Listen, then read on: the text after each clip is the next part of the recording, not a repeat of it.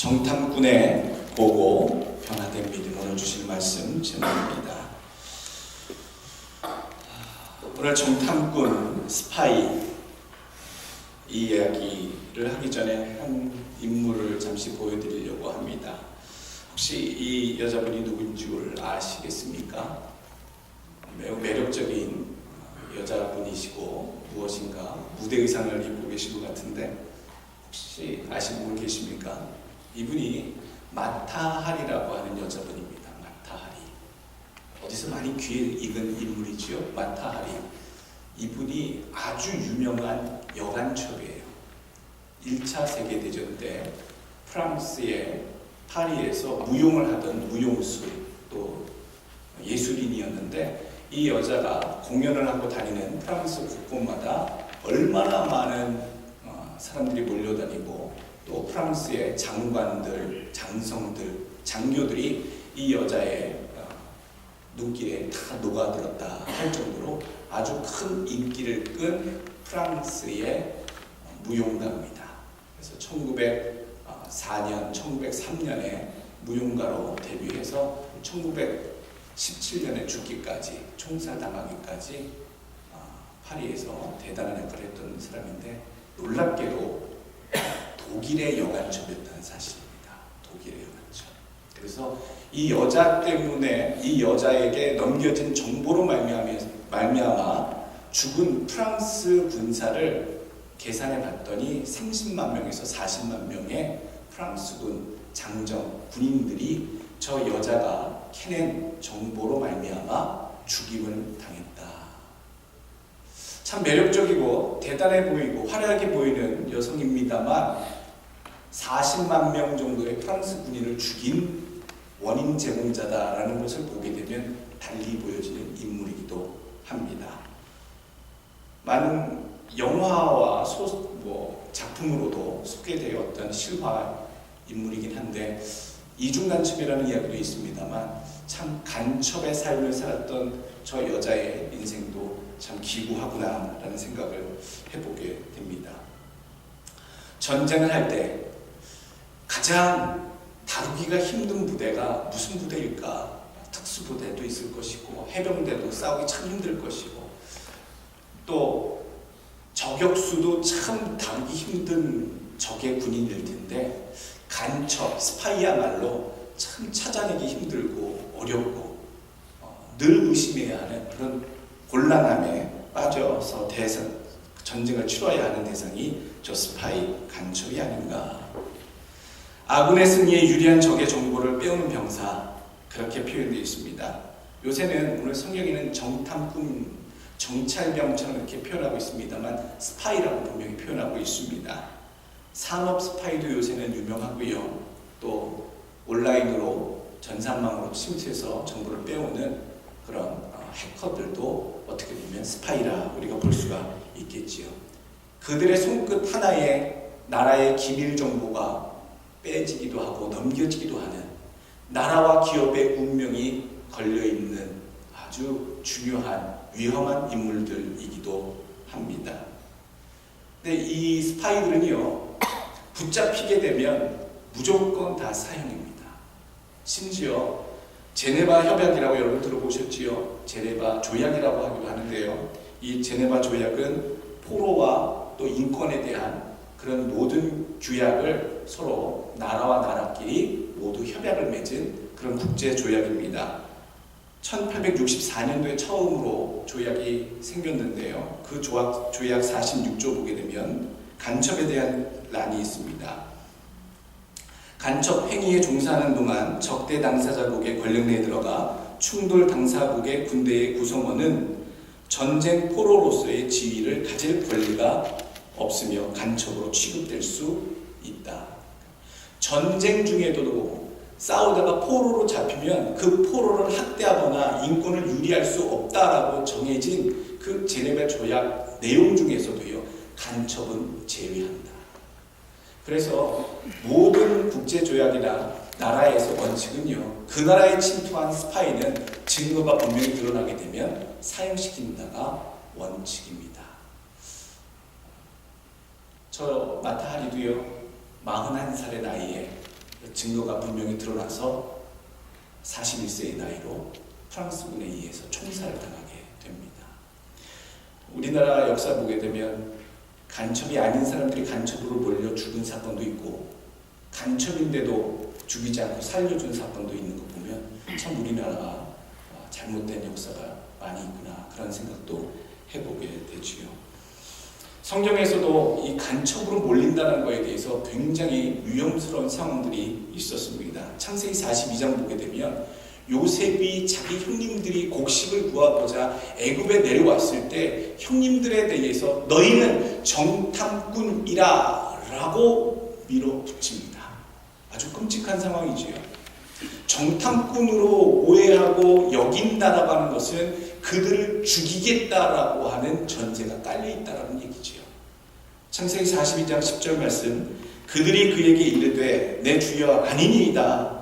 당신의 종들은 공무를 사러 왔나이다. 우리는 다 한 사람의 아들로서 확실한 자들이니 당신의 종들을 정탐꾼이 아니니이다. 요셉이 그들에게 이르되 아니라 너희가 이 나라의 틈을 엿보러 왔느니라. 자, 창세기 42장 이때까지만 해도 과연 요셉이 형님들을 처음 대면했을 때 용서해 줄 마음을 가졌었는가?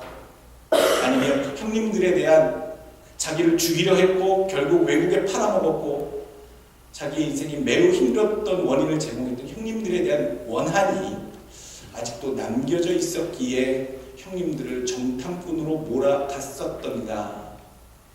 오늘 그 상황만 보면 우리가 잘 알 수 없습니다. 그러나 그 이야기 뒤에 요셉의 이야기를 보게 되면 진정 요셉이 형님들을 용서하고 그 야곱의 가문을 보존하는 그런 일들까지 하나님의 뜻에 따라 순종하게 되지요. 정탐꾼으로 산다는 것, 그리고 정탐꾼으로 사명을 감당하는 것, 얼마나 위험한 일인가. 오늘 첫 번째 우리가 기억해야 할 것은 하나님의 백성으로 살아가는 하나님의 군사, 하나님의 군대, 하나님을 위하여 싸우며 살아가는 자들은 항상 목숨을 걸고 사명을 감당해야 한다고 하는 그런 각오가 있어야 한다. 하나님을 일을 할 때에 때론 생명을 걸어야 할 때가 있음을 우리가 꼭 명심해야 합니다. 어떤 군인인들 생명이 걸리지 않은 군인이 어디 있겠습니까? 전쟁에 나간 모든 군인은 다 생명을 담보로 충성을 다하는 자들이 아니겠습니까?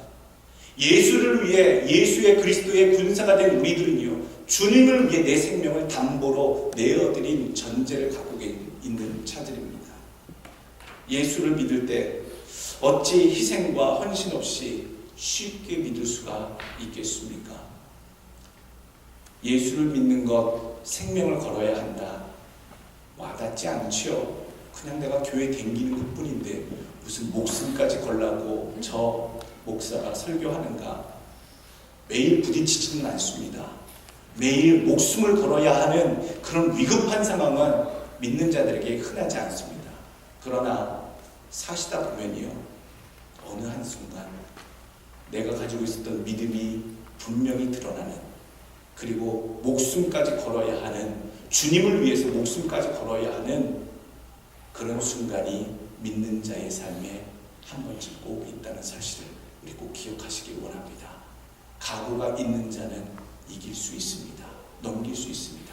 여러분들, 예수를 위해서 사명 감당하시되 내 목숨까지 걸고 주님 끝까지 포기하지 않겠습니다. 분명한 각오가 있으신 여러분들 되시길 축원합니다.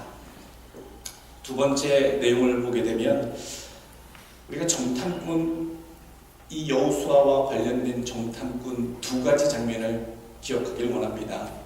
오늘은요, 이 여호수아가 두 명의 정탐꾼을 요단강 건너편에 있는 여리고성에 침투시킵니다. 여호수아 사령관이 두 명의 아주 능력 좋은 지혜롭고 발빠른 자들이겠지요. 그 두 사람을 여리고성 정탐에 보내게 되는데, 그 이야기와 40년 전에 모세가 12명 각 지파를 대표하는 12명의 정탐꾼들을 가나안 땅을 두루 살피고 돌아오라고 보냈던 12명의 정탐꾼 이야기를 우리가 같이 생각해 보길 원합니다. 정탐은 다 성공했습니다. 40년 전에도 12명이 40일 동안이나 가나안 지역을 샅샅이 훑어 정보를 취합하고 돌아왔음에도 성공적으로 마쳤고, 오늘 여호수아가 보낸 2명의 정탐꾼들도 여리고성의 견고함과 대비 태세와 여러 가지 상황들을 잘 간파하고 돌아왔습니다. 성공적인 스파이 활동을 마치고 돌아온 2 부류의 정탐꾼들. 정탐꾼들의 중요한 역할이 무엇이냐? 정확한 정보 전달입니다. 보고 들은 것을 정확하게 옮겨오는 것, 전달하는 것이죠. 매우 중요합니다. 40년 전에 12명의 정탐꾼, 그 중에 10명의 정탐꾼에 대해서 우리가 기억할 줄로 압니다. 그들이 하나님께 무엇을 잘못했는가? 왜 그들이 저주를 받았는가? 그들 외에 여호수아와 갈렙만 올바른 보고를 했고, 나머지 10명은 잘못된 보고를 했기 때문에 하나님께 큰 재앙이 저들에게, 이스라엘 백성들에게 내렸던 것 아니겠느냐? 40년 전에 침투했던 12명 중에 10명의 보고가 과연 잘못된 보고였는가? 오늘 우리는 성경을 통해 확인해 봐야 합니다. 그들이 저주를 받을 만한 그런 잘못된 정보를 그 백성들에게 모세 앞에 전달했었던가? 민수기 13장에 12명의 정탐꾼이 정탐한 내용이 그대로 나와 있습니다. 민수기 13장 25절, 40일 동안에 땅을 정탐하기를 마치고 돌아와 바란 광야 가데스에 이르러 모세와 아론과 이스라엘 자손의 온 회중에 나와 그들에게 보고하고 그 땅의 과일을 보이고 모세에게 말하여 이르되, 당신이 우리를 보낸 땅에 간즉 과연 그 땅에 젖과 꿀이 흐르는데 이것은 그 땅의 과일이니이다. 그러나 그 땅 거주민은 강하고 성읍은 견고하고 심이 클 뿐 아니라 거기서 아낙 자손을 보았으며 아말렉인은 남방 땅에 거하고 햇사람은 여부스인과 아모리인은 산지에 거주하고 가나안인은 해변과 요단가에 거주하더이다. 여기까지의 보고한 내용, 정말로 젖과 꿀이 흐르는 아름다운 가나안 땅이었습니다. 하나님께서 약속하시고 말씀하셨던 그대로 맞습니다. 그러나 그 땅에 우리가 감당하기 버거운 아낙 족속, 거인 족속들과 기타 여러 이방 족속들이 이미 자리를 잡고 견고하게 그들의 삶을 영위하고 있었습니다. 라고 얘기하는 것, 이것이 잘못된 보고였는가? 아니다라는 거지요. 그들이 본 것을 정확하게 표현한 겁니다. 왜 그들이 10명의 그 정탐꾼들이 여호수아와 갈렙을 제외하고 하나님의 진노를 부르게 됐는가는 그 뒤에 일에 나오지요. 어렵고 힘든 것, 있는 상황 그대로를 보고한 것은 너무나도 잘했는데, 오늘 잘못된 평가를 그 정탐꾼들이 이미 백성들 앞에서 내리고 있는 큰 실수를 범하고 있었다라는 사실입니다. 31절 말씀, 그와 함께 올라갔던 사람들은 이르되 우리가 능히 올라가서 그 백성을 치지 못하리라. 그들은 우리보다 강하니라 하고 이스라엘 자손 앞에서 그 정탐한 땅을 악평하여 이르되, 우리가 두루 다니며 정탐한 땅은 그 거주민을 삼키는 땅이요 거기서 본 모든 백성은 심장이 장대한 자들이며 거기서 네피림 후손인 아낙 자손의 거인들을 보았나니 우리는 스스로 보기에도 메뚜기 같으니 그들 보기에도 그와 같을 것이니라.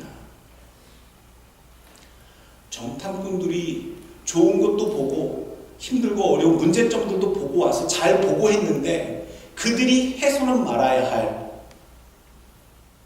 그들이 언급해서는 말아야 할, 주장하지는 말아야 할 내용들을 하고 있다는 얘기지요.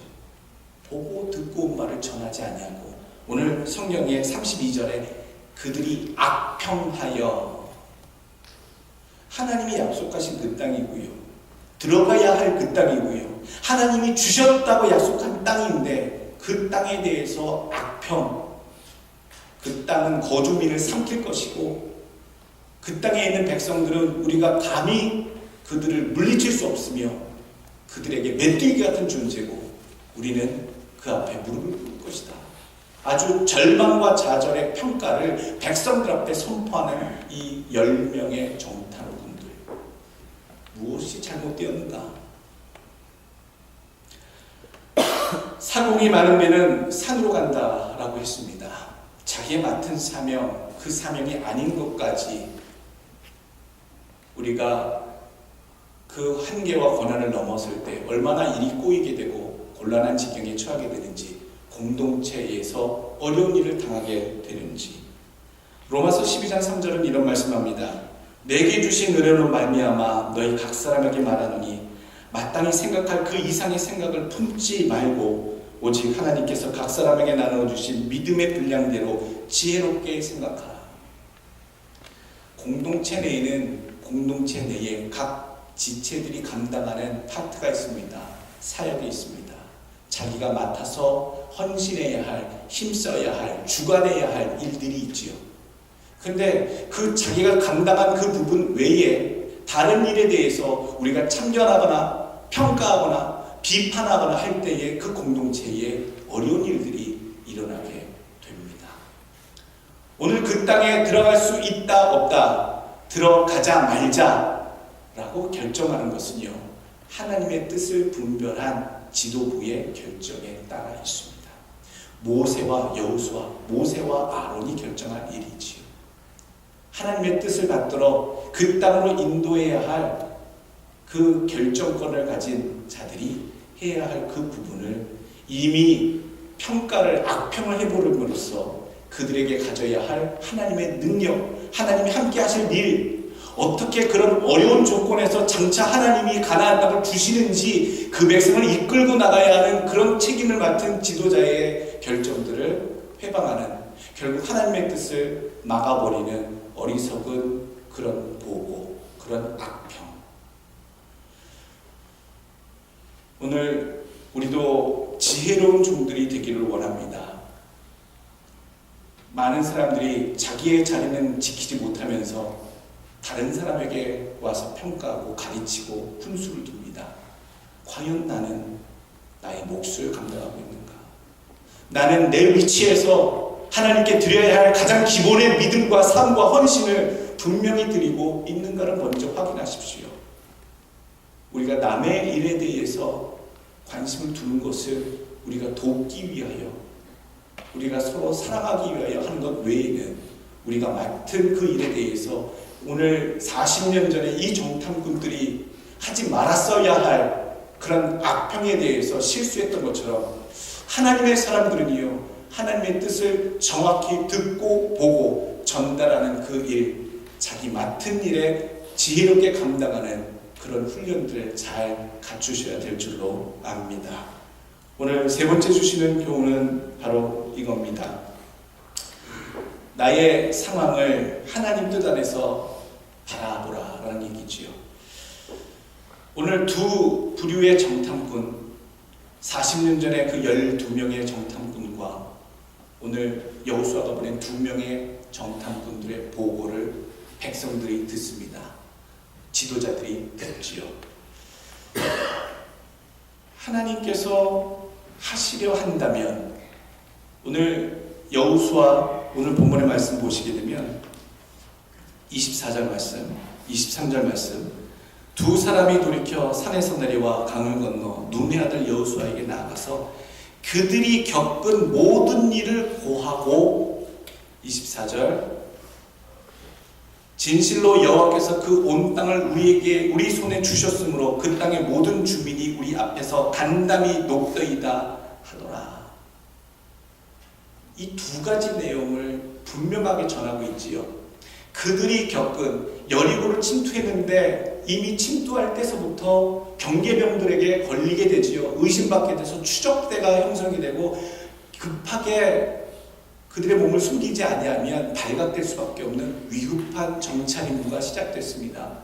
감사하게도 라합이라고 하는 그 기생의 도움으로 말미암아 그들이 탈출하였는데 그 모든 과정을 겪은 것을 보고하면서 여리고성의 방비 상태가 여간 확고한 것이 아닙니다. 그들은 이미 우리의 접근을 확인하고 있었고, 우리가 침투할 곳을 예견하고 있었고, 우리 이스라엘 백성이 쳐들어올 것에 대해서 만반의 준비가 이미 갖춰졌을 겁니다 라고 하는 그런 보고들을 분명히 했을 거란 얘기지요. 그리고 한 가지 더 있지 않냐는 것은요, 그들 땅의 주민들이 다 우리 앞에서 간담이, 즉 마음이 이미 녹아버려 있습니다 라고 하는 사실도 분명히 전합니다.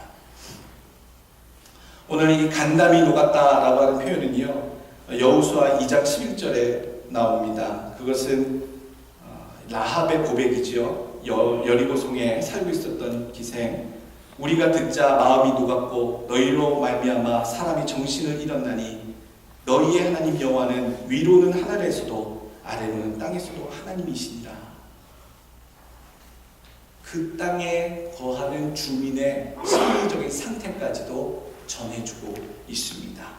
자, 이러한 보고, 40년 전에 정탐꾼들이 보고했던 그 내용을 들었던 백성들과 모세, 그리고 오늘 이 여리고를 정탐했던 두 사람의 정탐꾼의 보고를 들은 이 여호수아와 이 백성들, 보고 들은 말을 어떻게 받을 것인가를 오늘 기억해야 합니다. 좋은 것도 있고요, 어려운 것도 있습니다. 쉽지 않은 문제들도 발견합니다.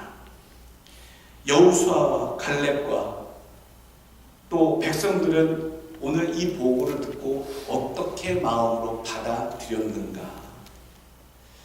여러분, 신자와 불신자의 차이점은 참 많이 있습니다만 상황을 평가하는 부분에서 상당히 다르게 나타납니다.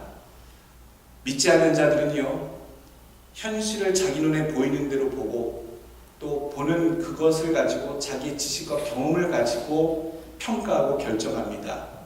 그런데 믿는 자들은요, 하나님을 의지하는 자들은요, 똑같이 자기 눈에 현실에 보이는 것을 보고 지식과 경험을 가지고 판단하지만 한 단계 더 나아가는 과정을 걸치지요. 하나님께 간구합니다. 하나님, 상황은 이러한데 하나님, 어찌되었든 간에 참 상황은 좋지 않고 어려운 일들이 가득한데 과연 이것을 두고 계신 하나님의 뜻은 무엇입니까? 그럼 어떻게 해야 합니까? 이것이 믿는 자와 믿지 않는 자에 대한 큰 차이를 만들어내는 것이지요. 문제라고만 얘기하고 말 것이냐, 안 된다고 얘기하고 잘라버릴 것이냐, 시간 낭비, 노력 낭비 그렇게 단언해버리고 떠나버릴 것이냐. 정탐꾼들이 어떤 보고를 했든지 간에 그 보고를 들은 사람들은 그 보고 가운데 담겨진 하나님의 뜻을 안고 그 뜻 안에서 모든 상황을 바라봐야 한다. 사업이 어려워요. 부부관계가 안 좋아요. 자식들이 참 속색여요. 건강 문제 때문에 마음 편할 날이 없어요. 부모님 때문에 걱정돼요. 놓여있는 문제들이 우리들에게 있는 그대로 눈에 보이는데 그걸 갖고 우리가 할 수 있는 것은 많이 없습니다만, 그렇다면 과연 이런 문제들을 놓고 하나님이 나에게 주시려고 하시는, 원하시는 일들은 하나님 과연 무엇입니까를 우리는 지금 찾아야 된다는 말이지요. 어떻게 상황을 볼 것이냐, 하나님이 무엇을 주시려고 했던 것이냐. 모세와 여호수아와 갈렙은요, 분명히 봤습니다. 뭘 봤을까요? 그 땅을 주시려고 했던 하나님의 뜻. 분명히 애굽 땅을 나올 때서부터, 홍해를 건널 때서부터 계속 불기둥과 구름기둥으로 동행하시며 함께 하셨을 그 순간에도, 어느 한 순간에도 가나안 땅을 하나님께서 우리에게 주실 것이며 그 안으로, 그 땅으로 우리를 들이실 것이라고 하는 분명한 하나님의 뜻을 놓쳐본 적이 없다는 것이지요. 들어갈 수 없는 조건, 어려운 난관이 분명히 가나안 입성에 있었음에도 불구하고, 또 여리고성이라고 하는 지금 40년 이후에도 경관성이 버티고 있음에도 불구하고 하나님이 여기 가나안, 그리고 오늘 이 여리고성을 우리에게 주실 것임을, 그것이 하나님의 뜻임을 알고 상황을 봤기 때문에 오늘 여호수아는 담대하게 백성들을 독려해서 그 크신 하나님 앞에 우리가 그분을 믿고 나아가자라고 이야기를 합니다. 그 이야기를 들을 때에 40년 전의 백성과 오늘 그 후손된 여리고를 바라보는 또 새로운 세대의 백성들은 다르게 반응하였다. 살면서 여러 가지 문제를 발견하시거든 나름대로 고민하시길 바랍니다. 그러나 한 가지 더 하시길 바랍니다. 이게 왜 이렇게 이루어지는지, 하나님의 뜻은 무엇인지, 하나님 무엇을 원하시는지, 그 뜻 가운데 여러분들의 귀한 인생길이 펼쳐지시길 간절히 원합니다. 마지막으로 우리에게 주시는 교훈의 말씀은요, 40년 전에 이 이스라엘 백성들의 모습과 40년 뒤에 후세의 이 이스라엘 백성의 모습이 달라졌다라는 얘기입니다. 예전에 예수 처음 믿을 때의 나와 똑같은 상황, 똑같은 어려움을 내가 당했을 때에 나는 어떻게 달라졌겠느냐. 가데스 바네아, 거기에서 12명의 정탐꾼을 40년 전에 출동시켰었죠. 오늘 그 땅 다시 왔습니다. 가데스 바네아, 거기에서 2명의 정탐꾼을 여리고성에 침투시켰습니다. 가데스 바네아만 오면 이스라엘 백성들에게 있는 한 가지 트라우마가 있어요. 그레스하퍼 신드롬. 우리는 그들 앞에 메뚜기 같았더라. 이미 가나안에 찾아오고 있는 백성들을 바라보면서 그들 앞에 진격해야 하는 그런 명령의 앞에 있는 백성들이 가지고 있었던 그 예전에 아버지 세대에서부터 이어져 왔던 트라우마. 우리는 메뚜기 같은 존재들이야. 내가 과연 거기를 들어갈 수 있을까? 오늘 하나님께서는 그 메뚜기와 같았었더라.